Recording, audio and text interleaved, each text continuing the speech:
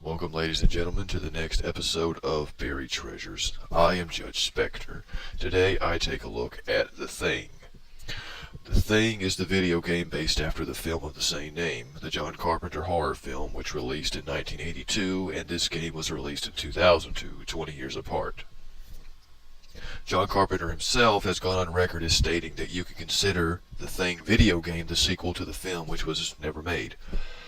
Probably much like people will consider the upcoming Ghostbusters video game to be the sequel to the second film, since the third Ghostbusters film is unlikely to ever happen. After playing The Thing, I have to say that it's a disappointment that this game was overlooked because it has some problems, but overall it was very fun. The storyline of the game picks up immediately after the close of the film as you take control of Blake, the leader of a search and rescue team sent to find out what happened to the cast from the film. He arrives and finds himself in the middle of a very terrifying situation where there's an alien entity among people who can assume the identity of anyone, so no one is sure who is and who's not the Thing, which introduced the trust-fear mechanic. As I just said, the Thing can take on the shape of anyone, so no one is sure who to trust.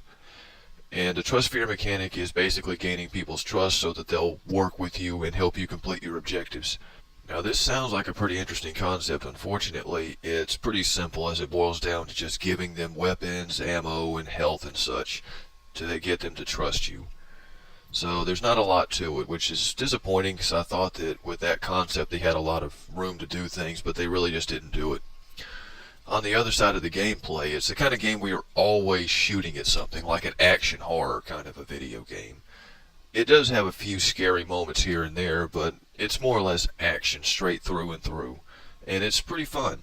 But one problem I had was the navigation with the analog stick is extremely sensitive, as the slightest twitch of it could potentially send you shooting randomly in any direction, and this is especially problematic when navigating ledges a couple of 100 feet off the ground.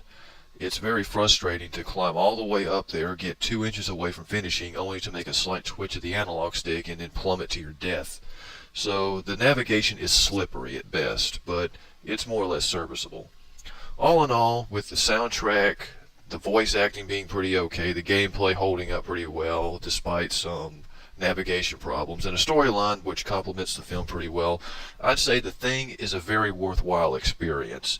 You should be able to find this game used at a GameStop for $4, $5, or $6 like I did mine. And I'd say check it out. It's well worth it. It's not an extremely good game, but it is a pretty good one and well worth checking out. And that pretty much wraps up The Thing. Be sure to check in next time for my final Buried Treasures video, Way of the Samurai.